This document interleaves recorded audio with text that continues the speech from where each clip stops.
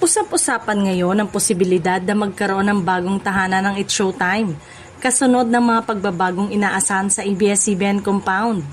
Matapos maibenta ang malaking bahagi ng property ng ABS-CBN, isa sa mga inaabangan ay kung saan susunod na magsiset up ng permanenteng studio ang noontime show.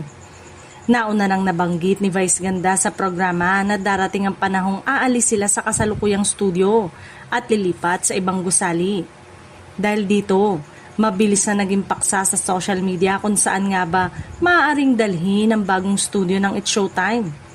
Isa sa mga posibilidad na pinag-uusapan ng ilang fans ay ang GMA Network, lalo na't kasalukuyang napapanood ang It's Showtime sa GMA7.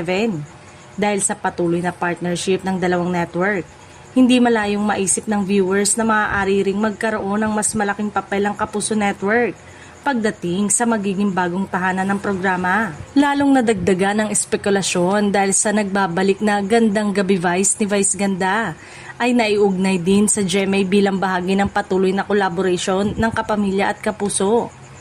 Para sa ilang fans, maaaring ito ang maging indikasyon na mas marami pang proyekto ang maaaring gawin sa ilalim ng partnership ng dalawang network.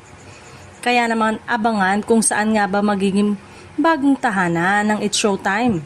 Kung sakaling GMA7 nga ang napili, isa na naman itong malaking development sa makasaysayang partnership ng Kapamilya at Kapuso at panibagong yugto para sa isa sa pinakamatagal ng noontime show sa telebisyon.